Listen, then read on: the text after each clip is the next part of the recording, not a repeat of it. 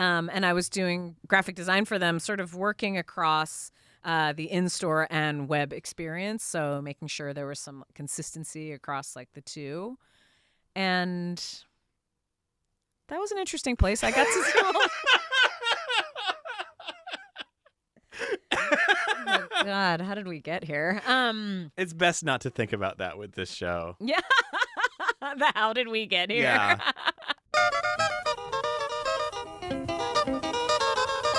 Hello, and Tremendous start.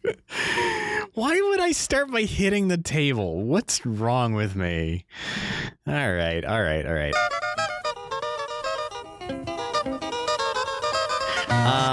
Hi. Hello and welcome to Did I Do That? It's a podcast. What do I say here? Get the damn car. It's a podcast about the mistakes we make on the way to making graphic design because it's all part of the process. I'm Sean Schumacher, and today, not joining me is a special guest, which means that there isn't anyone here. I'm here by myself, although there is a kind of a stuffed animal on my desk that is kind of staring at me, head sort of cocked quizzically as though it's very skeptical about the things that are about to happen. And if I'm being frank with you, I think probably it's right in its perception that probably this is going to be a nonsensical time. So this is the end of 2021. Wait, no, 2022. What year is it? It's the end of 2022. Jesus. Time flies when you're not having fun, huh? But yeah, I thought since this is kind of the close of our first year, and I know there's some newer listeners that have joined in the program, that maybe it would be good to take a minute to go back and revisit some of the, maybe not the best moments, but the funniest moments from our very first season, which ran about this time in 2021 to, I don't know, like May. You know, there's 15 episodes in there. And, you know, you can always go back and listen to them, but that's 15 hours of content. And I don't know if you have that much time if you're a new listener. So, you know, I figured maybe this is a fun little alternative that, you know, might give you some context about like what the show is and you know, what some of those guests are. And also the editing will be better on this than it was during those episodes. But yeah, so I think this is going to be a really fun time, and it's goofy and silly, and I hope you enjoy it. We're going to be back in January. I don't know the date. Maybe I should find out what the date is, huh? That would be a good thing to put in here, huh? Whatever the next Thursday is after this comes out. So this is coming out December 28th, right before the new year, squarely in that week between Christmas and New Year's, where just absolutely nothing is even possible. Our next episode is going to be coming out January 12th, 2023. I'm still writing 2017 on my checks, but that's only because I haven't gotten new checks in several years. So anyway, that is kind of like what we've got on the docket for today. I really don't know how to end this intro.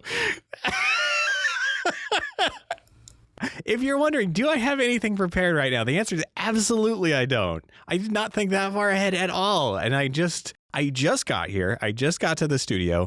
It is freezing outside. It is terrible today. And my hands are just quivering with cold, and the studio is about as warm as you would expect a closet next to a parking structure to be. So yeah, anyway, that's I still don't know. I thought that would buy me some time, and it really didn't. Oh, boy. How do I get myself out of this? Actually, maybe I'll end with a... Since it's the end of the year, maybe I'll end with a special thought of thanks for you all, because you helped to make this show grow and get bigger and stronger and better, and now it can fight other shows and just really do some damage with its punches. You bought this show brass knuckles. I don't know why you did that. I wish you hadn't. It's such a bad choice on your part, but like okay. So anyway, thank you for buying the show Brass Knuckles, and I really hope you're enjoying it, and I hope you tune in for the shows coming up in 2023, because I think we got some good ones in there. Okay.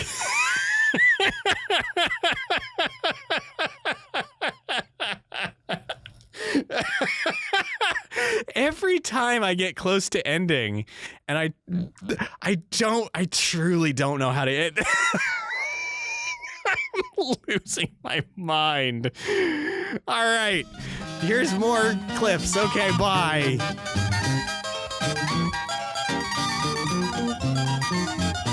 Did I do that?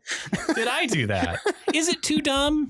No, I really like that actually, because it's funny. Speaking of the program, I had this idea that I still want to do. I had this idea when I was still a student here, and I really want to do it.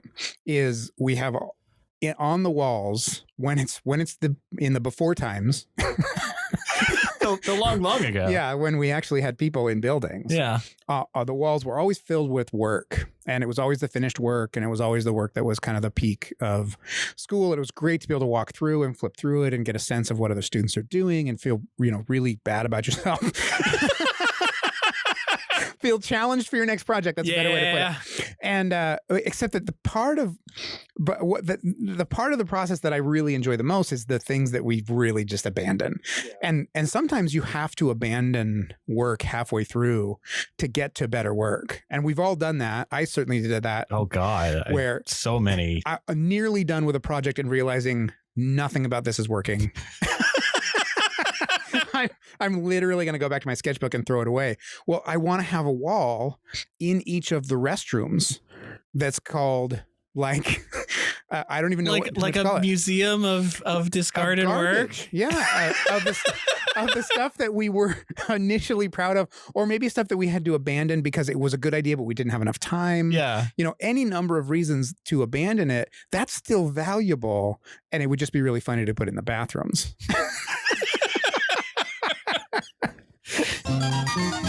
So I worked on one of the a Fuji Xerox printer, and it was a really interesting project because everything was in kanji. We had to use this is like a kanji proper systems. imported. Yeah. Wow. Yeah. So yeah, we worked all in kanji, which was hilarious because I didn't understand anything. That's actually a really good test of like an operating system. Yeah, if you can figure it out without understanding the language, then they've designed it right. Yeah, but what it did was it made me not try to read dialogue boxes for the rest of my life. Because I just always assumed that it was like in a language I didn't understand. So I just clicked the button before even attempting to read. Oh, wait, that was English. Dang it.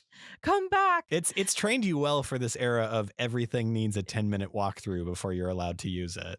This is what the OK button does. All right, great. Thank you, software. Sign up for our newsletter.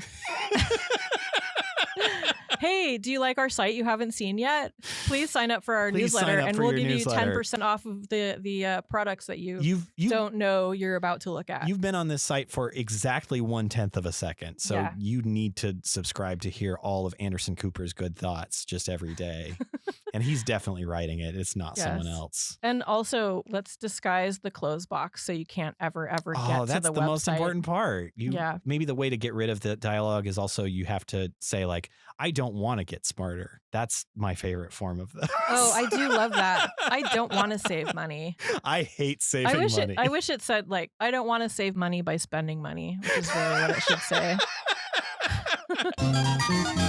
And then I started working at Rochester Institute of Technology, my alma mater, and as a senior designer there. And I worked there for 12 years. Oh. So I designed their athletics mascot, shifted it from the one they had during the 80s and 90s, made a bit more contemporary version of that.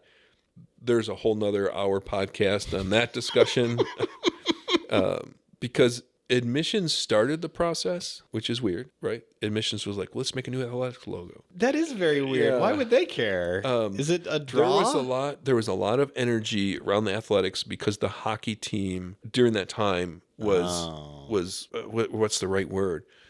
The word that's hopping in my head is elite, but that wasn't it. They were just stunning. They were remarkable. So the energy on campus with athletics was intense.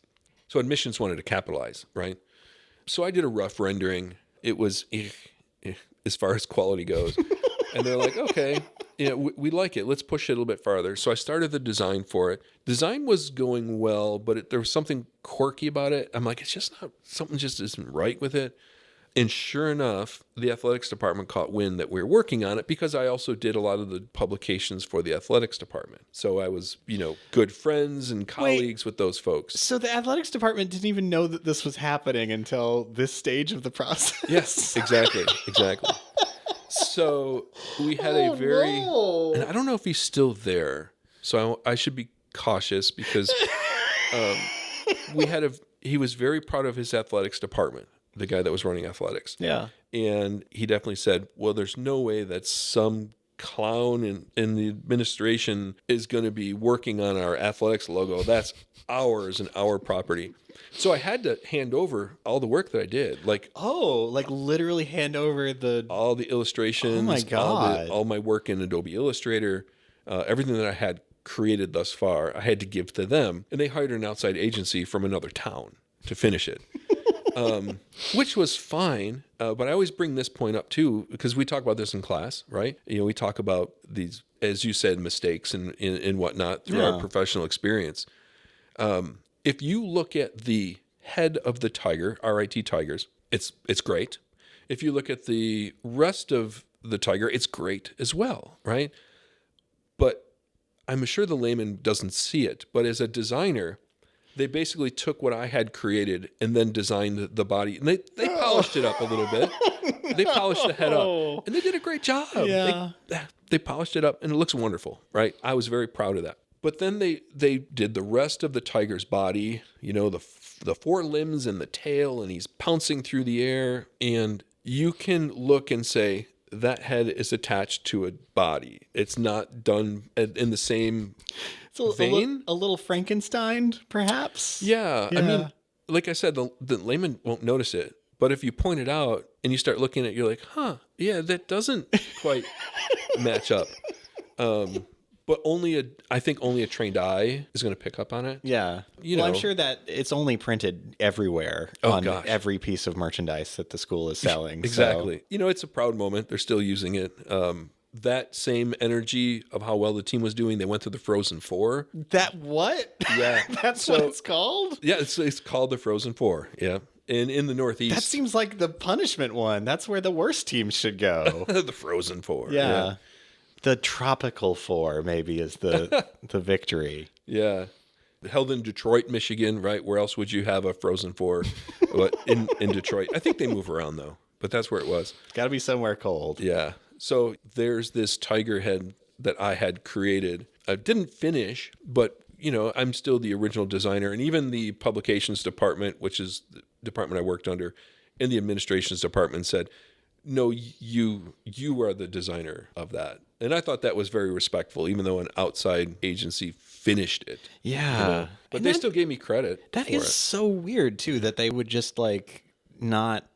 I mean, I guess it must have been to their benefit as the outside agency just to be like, well, we like this and we don't want to reset the process entirely. Yeah. But then why was athletics so angry? Just like ownership. Yeah, there wasn't a problem with where the design was going. Yeah. And it was so there's a bronze tiger statue on campus of an actual tiger that lived on campus back in the 40s. I'm sorry, what? Yes. RIT had a real live tiger mascot that lived on campus. Where? I don't know the details. What? Yeah. Just free roaming? Richie the tiger. Richie the tiger. Yeah. And Richie the tiger devoured 4 freshmen today. Yeah, right? Yeah, he just hung out in the student lounge. Yeah. So, always smoking weed in there. God, Richie, just like go back to your dorm. Yeah. Then here I am, art director, going from designer to art director. I mean, I couldn't call myself art director. I felt totally wrong. I mean, now I don't think people have a problem doing that, but I felt weird. I said I was a designer for bitch, but I was in over my head. I mean, I can say it now. I don't think I was admitting it to myself at the time, but I thought, this is no problem. It's a black and white magazine. Yeah, sure. It's 96 pages, but Was it a monthly at that time? No, quarterly. Okay. And the cover was in color. At first I thought, no problem. I felt a little like this is not going to be a problem. But once I was in there. How much? But that's like 90% of starting out in design, though, is like, this will be fine. Yeah. And then I get there. And of course, the bitch offices do not have the posh things that I was used to, like a printer that printed with PostScript. Oh, no. That seems quite basic even then. I know. It was so I'd print things out. They would be pixelated. And I forget. I had a workaround. I forget what it was. Like I had to do so much troubleshooting. Like, as a designer in the early 2000s and then the 90s, you had to be able to just troubleshoot a lot. Yeah. And like, there's so many things we take for granted now of just like you send a thing to a printer and it looks like the thing that you sent. But like PostScript was like this I think Adobe still charges $10 bazillion to use it, which is why so few printers have it for real now and just have like knockoff things. Yeah. But like that was like the only thing that you could have in your printer that would make it print good. Otherwise, it would just be it's like. Just funny because this had to be 2001, I think. Yeah. So printers. We talk about printers as like they've not gotten any better in a long time, but there was a period where they were just bad. Yeah. Unless you were spending $5,000 on a printer. That was a problem for this little magazine. There was an issue that was done right before the previous art director left. We needed to make some postcards with the image that they photographed. So we used to use this printer called 4x6, which is one of these online printers. Those already existed where you just send in a PDF and they print it. You only get a soft proof. That was my first time dealing with a printer like that. Now, keep in mind, I had these print buyers who sat in a desk right next to me who helped me with all the stuff, and they worked with printers who would check your files. Yeah. Like to get a thing printed, there's like, even now, there's still a lot of people that have eyes on it and are touching it and will probably complain at you about various things. Right. It was the pink issue, and it was all these, what are those Easter marshmallow? Oh, the Peeps. The Peeps. It was pink Peeps. Uh-oh. And everyone loved the shit out of this cover. And I was I made this postcard with the it's already starting at a dangerous place. And we were making postcards for it. We were going to sell the postcards as, in our shop. No. And I submitted it as an RGB file. Oh no. And that printer, they just gang everything up. They don't check anything. So yeah, RGB is the visual, like the color system of the screen, and CMYK is the color system of print. And like it's always been like you do files in CMYK if you're going to print them. Right. And if you do RGB in the print, it looks bad. But we had a field trip to a printer here in town, and we talked to a pre-press person, and he straight up told us, do not send us files in CMYK, send us RGB files. What? And it was, wow. It felt like he punched me in the mouth. Well, I bet they have now. I guess they have software that probably does something automatically. The moral of this story is to ask your printer what they want. Yes. But in this case, we were meant to convert it, and software did not convert it for you, and they did not check shit for you. No. So it came out really washed out. And the person who took the photo was the husband of the co-founder. And he was pissed. Oh no. And he was not friendly. He was like a curmudgeon. And I can say this because they're divorced now. And she is still a very close friend of mine. But he made me feel like shit. Oh, God. And keep in mind, this was probably $50. Yeah.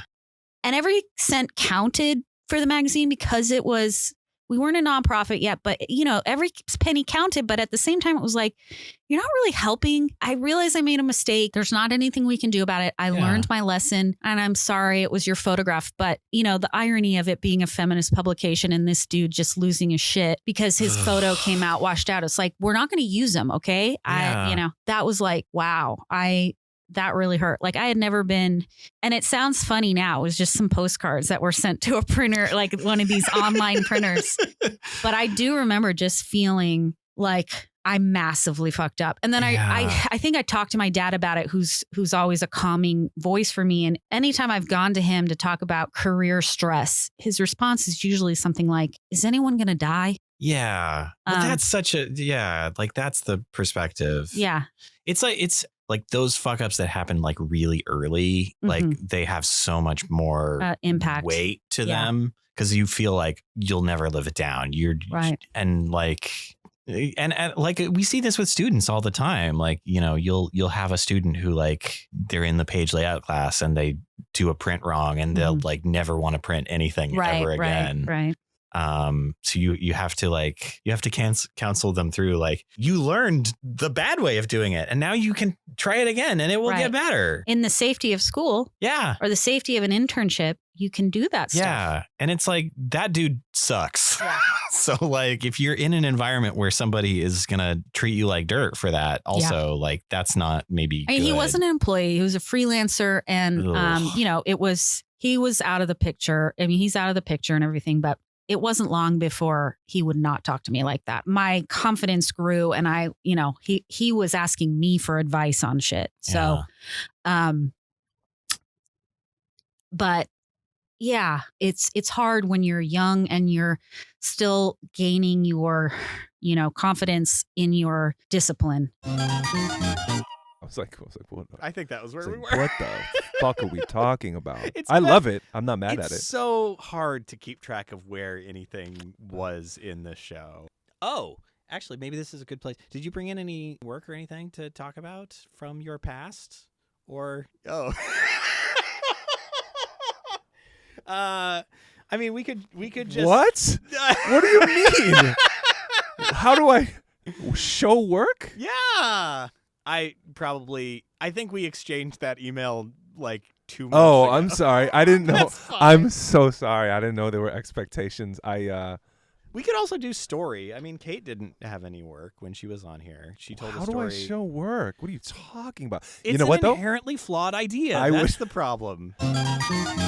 Well, I'd kind of gotten the sense from your Tumblr, what I remember was you were like a photographer because you had so many great photos on there that I was like, oh, wow, you've got cool. Look at this cool photo person that I know. Yeah. At that time, I think I maybe thought I was going to like go back to school and get an MFA in photography. But that dream died like as soon as I moved to Portland and realized that the light is terrible here. And I just stopped. Because I moved here from the South where everything's gorgeous all the time. And I was just like, wait a second. Was it North Carolina where you were from? Or? Yeah. I believe you actually brought in some things that you wanted to share from your design past, from the design that came before. And they're college things, if I recall. They are copies of UNC Greensboro's publication, The Karate. The Karate. Which is... it's not CORADDI. What a tease of a name that is. I know. I'm trying to remember the history. So this was it's a big UNC school that was formerly like a women's college. Oh, interesting. And the name comes from 3 societies, like the Carinian, the Adelian, and something else. Anyway, so it's like a weird hybrid fake word. But this was... Basically, my design education was like working on the art and literary magazine when I was in school. I mean, that was how I learned layout for sure. Like, there's no better way than you have to ship a thing at a specific time. Yeah. And we somehow had like money. Yeah. To print stuff back then, too. I also had that. Was UNC Greensboro also like kind of not good with having money? I would say so. I mean, I think all of the UNC schools are like pretty decently funded and like maybe it's like a Southern thing. They're just like kind of like very tidy and nice. Yeah. I remember our budget for the year was $40,000, which $40,000, which includes we could print whatever we wanted. We got to pay the editors. And you could actually pay people for this. And we had like prizes for like our top submissions. Holy hell. Isn't that wild? How did this happen? Where did this money come from? Fees. Oh. How many of these did you have to do a year? 2. Wow. That's a lot of money to be. I'm guessing these were pretty sizable print runs too. You must have printed a lot of these. Well, I believe we did runs of 1,000, which was a minimum. Oh, well, I mean, that's all the more budget you can invest in them, I guess. Yeah. Here's something I gotta tell you though, Sean. Okay. Okay, karate was never cool when it counted. This is a good piece of North Carolina design history. Okay. At some point, some students from Black Mountain College submitted work to karate Oh no. because it was, regional arts magazine. Sure. Students from all the schools could have submitted work. And whoever the editors were at the time wrote back and they called Black Mountain College a cesspool of commies and queers. Oh. Which I remember the editor who was the editor before me found that and we were scandalized. We thought our art magazine was so cool, but they were, a little stuffy. Wow. That's not a fun thing to find out about your predecessors. Mm-mm. Not at all. Perhaps not the bastion of cool. They weren't that cool. No. Not where it counted. My first teaching job outside of grad school was at Mississippi State University, 2004, 2008. Go Dogs! But It's not an inspiring rallying cry. Hey, go, shoe dogs, go. Go Dogs. Get outta here. Bully the Bulldog was the mascot for. I know. Was it an actual bulldog Yes. wearing a Letterman jacket? They have a very deep love for the Bully the Bulldog family at Mississippi State. There are generations of bullies. This is a bulldog breeding program that they're Yes. running? Oh no. I'm not even kidding you. There's been many bullies and they're all related. So Bully comes out at the beginning of football season. Bully, yeah, but football's big. How do they?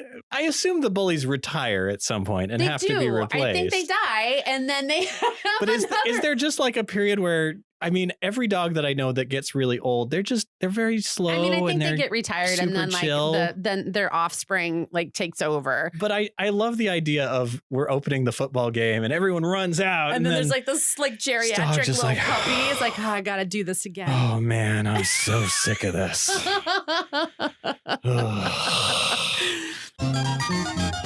It was funny going through trying to figure out what is the oldest piece of graphic design-ish things that I've touched. Yeah. And then it was also weird for me to think I actually did do a loosely air quotes graphic design in my undergrad, which I was studying marketing. Yeah. So I had no business trying to make any sort of graphic piece of work that I brought with us. So you had not had any sort of formal art education? No, not at all. No, nothing. So I put on all the concerts for the university. I was given a budget of $20,000 a year to bring people in and put on shows. And if I didn't spend it all, I lost it. And I had a staff of volunteers who helped run the shows and stuff. And so I had a radio show with an indie sort of radio station. I feel like the beginning of gig posters was happening, and so I was really into that, and I even hired some gig poster artists to do the posters for the show when I had the budget for it. It was a good time putting all these shows together, and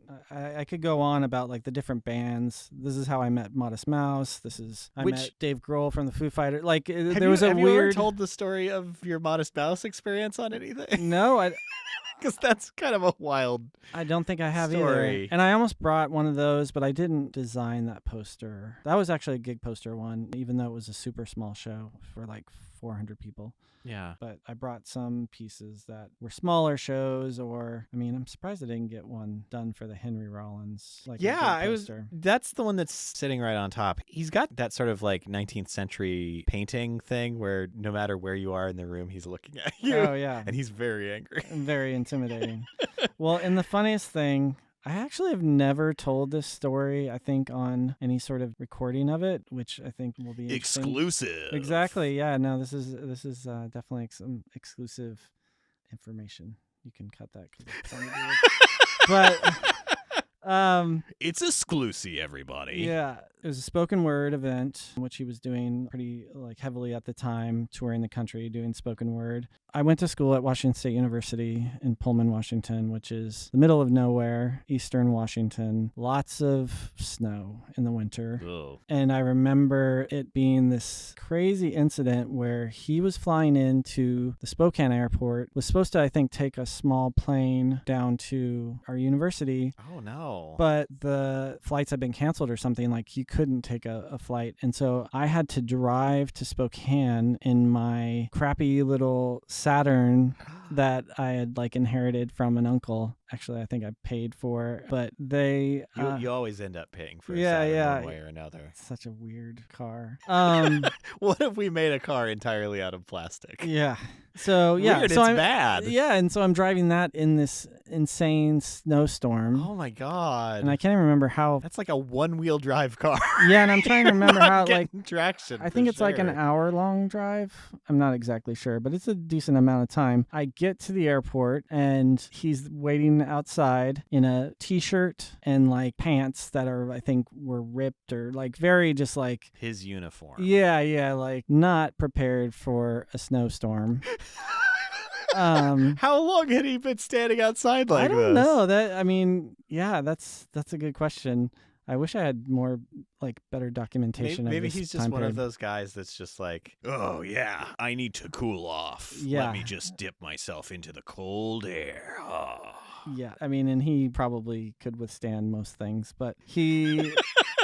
There's only one way to find out. Yeah, so he gets in the car and we're driving back to Pullman, and we're already, I think at that point, already noticing like we're late. The performance is gonna like... Oh God, it's this close? Yeah, it was that God. day. And we're driving, and then all of a sudden my windshield wipers freeze off of the windshield.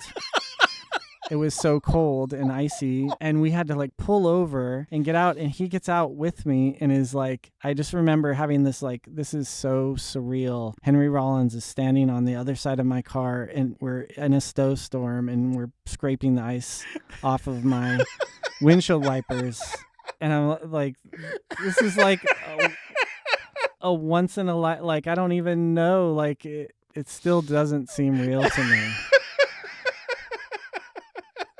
But I mean, I was kind of like, never like continued listening to him. It would be amazing if he somehow worked it into one of his shows, because it was definitely like material that he could have used, and there's more than that. So we get to the university. I had to introduce him to a huge ballroom of people that had been waiting. I can't remember how late we were. So you're like getting out of the car and you're straight into the auditorium. Yeah. Wow. And I'm not like a talk in front of people person, let alone like how many people do you think were there?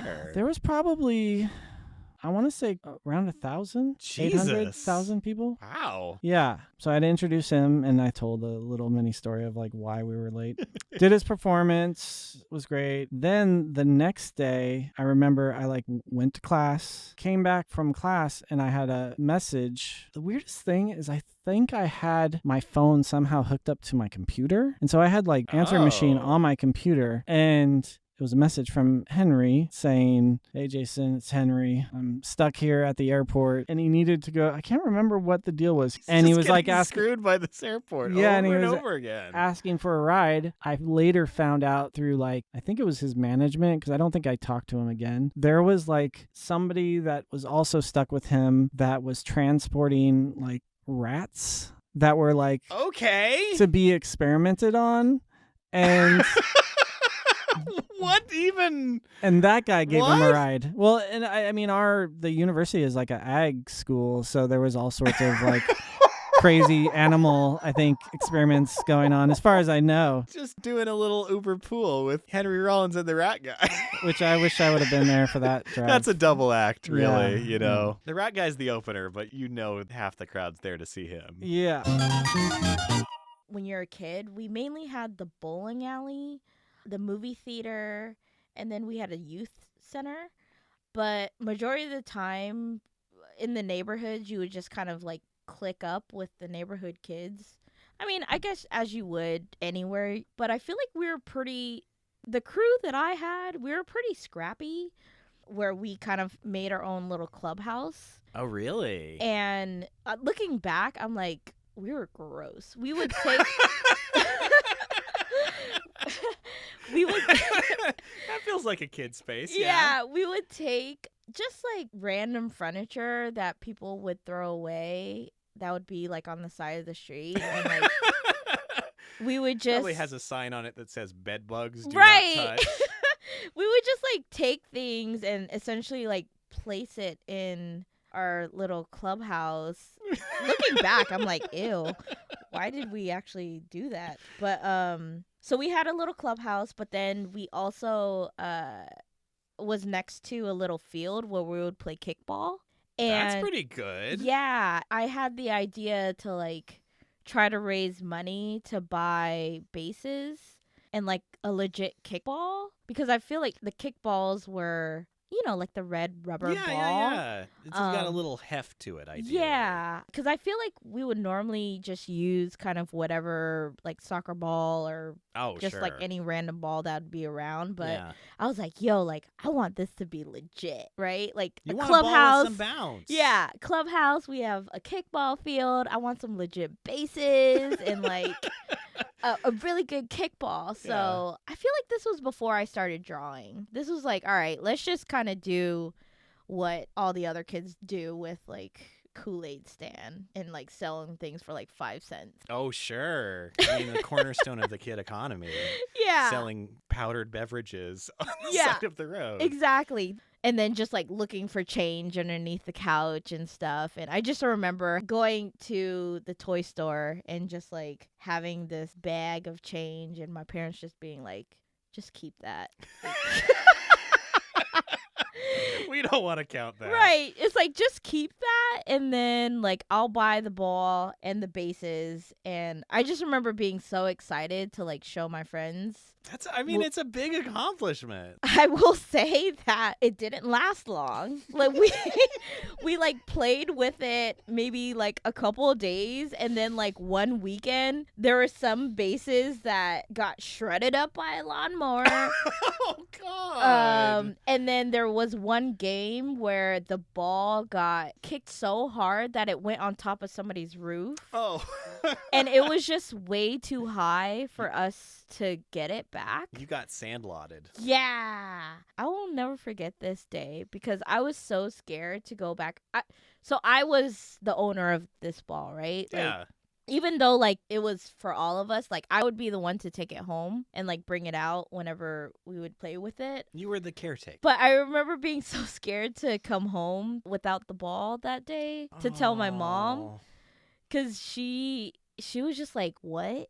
We essentially like paid for that. Like, you better go get that ball. Like, it was like, you better go tell the person who kicked that ball up there to go get it. And at the time, the person who actually kicked the ball up there was not part of our crew. It was like a neighboring part crew. of some other league. Yeah, it was like some bigger kids that came by. So I was just like, I just remember bawling and be like, I can't, like, what? I can't tell them to get that. Like, it's too high. Yeah. But yeah, God, it never came down, and you know, I got chewed out, but I feel like that became the end of that. Like, oh, you didn't get another ball? No, it was just no. I think we ended up kind of just going back to what we started with, just kind of like raggedness. Yeah. Well, but yeah, I don't have any great like comic stories. Well, I don't know. I mean, I think like being able to have like a big project like that you're essentially like making happen, I feel like that's kind of the creative like story anyway. Like you're taking, regardless of what it is, like you're taking something and being like, the world needs that. Right. And I'm like, yo, we have a club, now we need this like legit kickball setup. Yeah. I mean, that's the danger with kickball. Yeah. I mean, there's many other dangers, such as the face kickings and I mean, various kickings. Mainly, it's pretty much a kick-related injury that you're gonna get. Yeah. I'm very active as a mentor in the design community. I'm currently adjunct here at Portland State. And even before that, I've been very involved with, I've had probably like 35, 40 reports professionally over the last 3 years. Wow. I've mentored a lot of people. I love growing young designers when they're super fresh and they need that support. I had so much great support from mentors when I was younger. I always really try to go out of my way to be like a helping hand and making sure to like stick my neck out for people who I can see there's pure talent. And one of the things that I like a lot about myself is that I feel like I'm a really good talent scout, where I can identify like you have the makings of being somebody who's going to be like great. I mean, even if not, like, even if somebody, like, maybe they're not at that point in their career where, like, they haven't really blossomed, because some people just blossom later in their careers. If they have the desire to reach out and they have, like, the courage to, like, ask somebody who spoke at their design class at the U of O or whatever at Portland State. Which everybody, if you are a design student, have that courage. Yeah, reach out to people. If you reach out, I'm going to give you the time. Tell them that you like their work. Yeah. They will appreciate it. Like, fortunately, unfortunately, it's kind of how it works, where you really need to just, like, have conversations and talk with people and understand how the industries work. And a lot of, like, that fake, I don't know, like that illusion of what success is and what it actually is. Like, I always try to break that down a bit to be like, what you think is going to make you successful is actually incorrect. Yeah. It's a lot uglier than that. It's pretty brutal. And, even the ideas of like, what is growth and what is success as a creative? Often it's understanding yourself. It's not, how am I better at the pen tool? How do I know? Do I know Figma? It's time for your annual evaluation, Nick. Yeah. Your pen tool skills have gotten much worse. Yeah, this I know. year. I know. I don't use the alt sorry, key you're not gonna enough. Get that promotion. Yeah. But it's like, do you understand yourself, and do you understand yourself as a creative, and like what really makes you unique? Because I see so many students, young designers, even people who've been in their career for a long time, where they're trying to force themselves into a box that I don't think they really want to be in. Yeah. Myself included. I've been there. I've done that. I still do it. I always will. But it's always refreshing when you're like, hey, you have everything you need from the skill set side. You just need to understand like what your POV is. Yeah. What are you trying to do? Why do you do this? What was the reasons you started to do this to begin with? Yeah. And like tapping into those things is often what brings, at least what I've seen, bring a lot of young designers success. Yeah, it's like finding that like passion thing that, is at the heart of like what you want to do instead of what you feel like you have to do for some reason. And there's the hard realities of like, I'm really passionate about this and I also need to make money. And I think there is a time and a place where you say, I'm going to make money doing this and I'm going to have my passion doing this. And separating those two can be one of the most powerful experiences, because if you're a creator, you're a maker, and you feel like you must make to exist in this world, you need to find that space where you can just do that without it being monetized or there being a dollar sign attached to it. You will be so much more happy when you can do that. But I still love pattern mixing. There's something so it feels like pop rocks on the brain is the only way I can describe it. It just like makes me tick. Oh no, don't add soda to the brain then. That's how Mikey from the cereal commercials died. Oh. I think no one knows what I'm talking about. No, I'm trying to think. That's a reference that's older than I am. No, this is a thing that you can cut if you want, but my partner's dad kind of gave it all up. He was an accountant and just decided to grow weed in Michigan. And his name is Michael, and the first thing that he made business cards for a website that didn't exist, and it was called Mikey Likes It. And I was like, you're a medical marijuana grower, and you want somebody to be like, I am really ill, I need your thing. Mikey Likes It. I was like, no one even fucking calls you Mikey. Did he? If someone had called him Mikey, would he dislike it? I don't think he would even turn his head. No one calls him Mikey. I mean, you can put this in. He's not going to listen. But he like had a business card that just had like a bunch of weed, just like a astroturfy kind of texture of just like a bunch of weed. Yeah. Just said Mikey Likes It and like Cooper or something crazy. And then like an email and a URL that didn't go anywhere. And he was like fully handing these out to people. Why would he make the cards if he didn't have I any don't of that know. set up? But like this brings me back when I was a music major. I wanted to design the album cover before I wanted to make the music for it, and that's one of those. That's one of those moments where I was like, "Oh, I should be doing design then." All right, here we go. What words can we practice? Well, we should do. God, there. When I worked at Pica, the like sound tech people had like this whole like thing that they would run through to test. Yellow so they leather. like testing plosives, sibilants. Ooh, you have a wealth of knowledge in this area. Well, I pick up. I think this is also like part of the reason maybe that I've trended toward. It's like the visual stuff doesn't always stick with me, but like spoken stuff will. Like one thing I think about still 10 years later, my last year at school, I worked at the UNLV Department of Risk Management and Safety, and I ended up making a lot of safety training courses for them. What with all my safety training knowledge that I have. They had that. They needed you for the showmanship. No, I was not a showman in these days. I was a very quiet fellow. I think Kate is ultimately to blame for that. It's if I'm being honest. I feel like the longer I become a designer, it's like you need to be a host. Yeah. For just like managing people, like making sure people are having a good time on the team and stuff. It's so people based. And then also like being a presenter or like there's skills I haven't been nurturing over the years. I don't know about that. I think you're very personable. One-on-one, I am when I first meet someone. But I think maintaining that long. Well, we're also. Thank you. I mean, this is a profession of introverts, ultimately. I wouldn't say I'm an introvert. To lock yourself away, though. Yeah. Away from people in order to create things. I'm not an introvert. I love being around people. Oh, but the thing that I was going to say, so what stuck with me from that job more than any of the terrible flash safety training courses that I made was the cubicle next to me was the guy who did respirator fit testing for everyone on campus. And when you do a respirator fit test, OSHA makes you read this thing called the Rainbow Passage, which is truly, truly a marvel. I'm going to pull it up. Yeah. So this is a passage of text that you have to read when you are. This is not it. This is much too long. So who is coming to do this? These are very large, very burly men who work on the roofs of buildings at the University of Nevada, Las Vegas, and need respirators just for their jobs. So like a gigantic guy, a guy who's like 6'7" and just 400 pounds of muscle will walk in and sit down in this tiny, shitty office chair that we have in there, put on a respirator and go, "When the sunlight strikes raindrops in the air, they act as a prism and form a rainbow. The rainbow is a division of white light into many beautiful colors. These take the shape of a long round arch with its high path above and its two ends beyond the horizon. There is, according to legend, a boiling pot of gold at one end. People look, but no one ever finds it.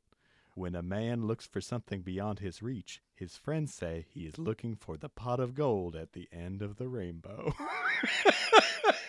I think that could be an art video. It's true. Like it feels like a Ryan Trecarton thing or something. It's so weird. It's just beautiful in a way. It's really beautiful, and it makes no sense that they have to do it. And it's like the visuals of that could be fantastic. Yeah. It's tough. I mean, in like contemplating this idea of going back a little bit through older work and being like, what's embarrassing or what's not, or how does that kind of fit with me? I realized there are a couple of things. Like another later chapter of my design work was at the very beginning of like iPhone 3. So I worked for a tech company startup, and we were designing apps before the App Store even existed. So yeah, the web app thing that everybody loved. We're doing it. Developers just really were into that. And there's nothing I can show from those 4 years. Really? It's like so dated. The UI is so dated. Yeah. And the UX is still like, we're like doing nice things. Like the continuity of how you move through things and the user experience is like solid, but they look ridiculous. This was an era of like gloss buttons. So shiny. And then the like deep shadow that like moved from that. Remember that, whatever they call it, it's still the skeuomorphism. Yeah, skeuomorphism. Yeah. Like it has all of those tropes. And I don't know how. It's like, as someone who hasn't consistently worked in that industry, right? So I did that for a number of years and then kind of stopped doing it. Yeah. That doesn't go in my book. Like I can't possibly show that because it's embarrassing. And well, that whole vibe is just completely evaporated from the world. This is like one of the crux questions about embarrassment as a designer, is this idea of being on trend, of course. Yeah. And the longevity of a design is so baked into this for me. Yeah. Well, it's like necessary, but it's also a trap too. It both. can't not be both. It's right. That's exactly right. It can't not be both. And maybe it's a disservice that what we're describing is that like, so we just disappear the things. Like, it's just an interesting thought experiment to actually be like, I can show you work that I'm like, oh yeah, this is like kind of embarrassing. That's evolved, but I'm not showing you the stuff that actually is like, oh no, you just can't show that. That needs to be banished from the world. Of everything I've produced, I'm just like, no, you just can't show that. Oh, there are like, whole years of my practice that are in a dumpster. Yep. I mean, if I pulled out my NFL Super Bowl app that I designed in like 2010. What? You made the Super Bowl app. We made the Super Bowl app for NFL in 2010. There is so much chrome on that fucking thing that like what is this, a Ford Mustang? It's like a Michael Bay feature film in app form. You know, it's like Transformers in an app. It's like not not okay. But like that stuff is gone, you know, and that's always also a question about how we kind of present ourselves and appearances as designers, about like the whittling down of the 5% that's visible versus the 100% that builds a livelihood. Yep. And maybe that's not the case for everyone, but certainly my practice has felt like that. There's the 5% that I'm either really excited about or proud of or feels close to my heart or whatever it is that like I want to live in the world and want people to see in association with me. So it's like, it's almost like that's the bigger question almost to me, you know? Well, wasn't that fun? Yeah, so this is the end of our 2022 shows, and I hope it's maybe a good hopping on point. Speaking of which, hey, if you have enjoyed this show and you want to kind of share it with somebody, this might be actually a great episode to share, just to give them a little context about what this whole ding dang thing is about.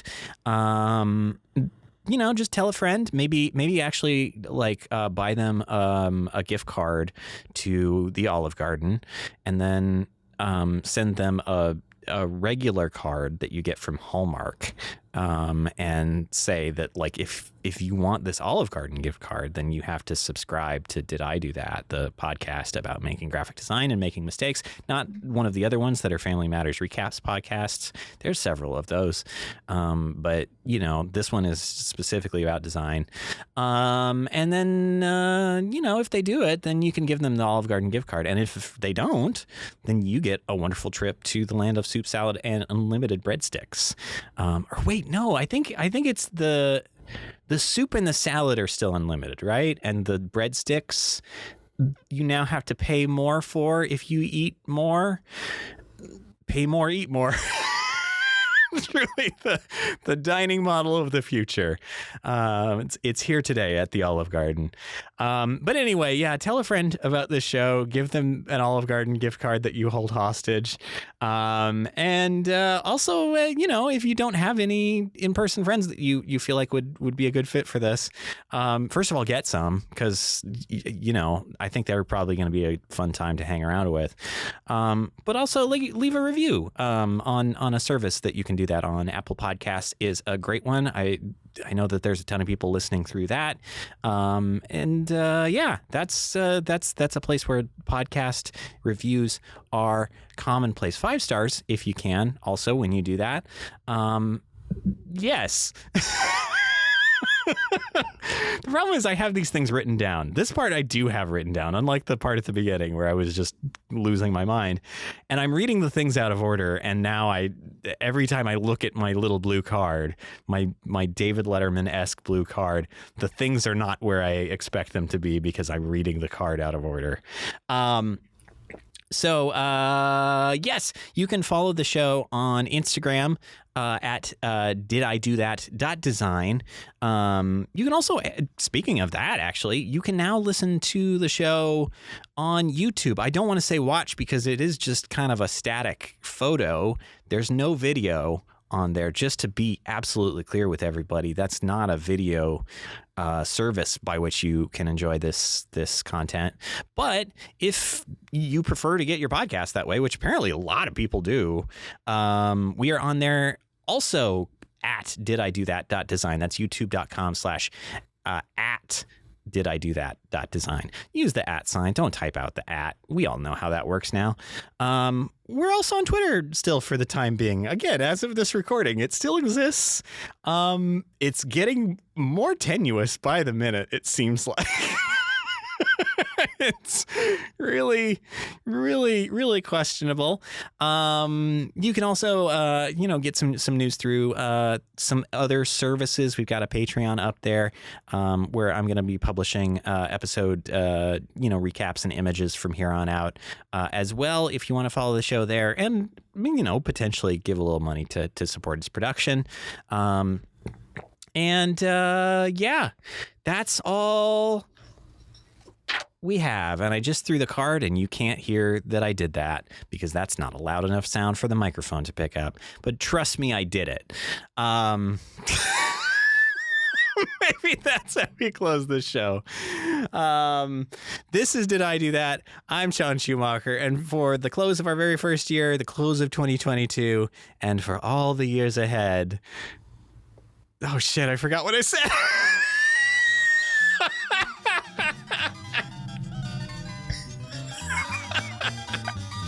All right, that's it. Bye.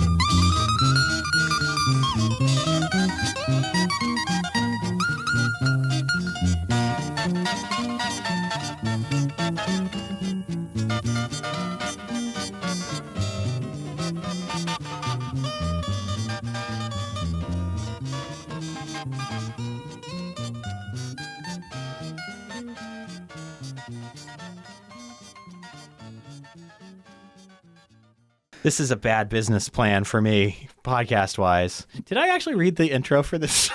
I'm realizing. I don't think so. I don't think so either. You talked about it. Whoops.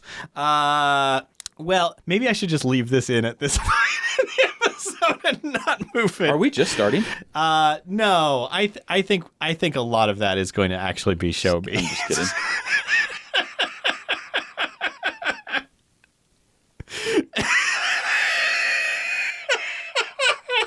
I think I'm just going to see myself out. I fucking knew this would happen. I'm dead now. All right. Why don't you do this 20 more times and then I'll come back? Yeah, someday I'm going to learn how to. I think this is going to be one of those shows where it gets less structured as I do it. As your podcast goes along, you're just going to get more comfortable. And you're just going to be like, that's let's just basically have fun. Also the pattern that I've had with my use of the English language. So, it's not improved. People would be like, wasn't this like design related? They're just talking about frozen pizzas the whole time. I mean, delicious frozen pizzas, though. All right.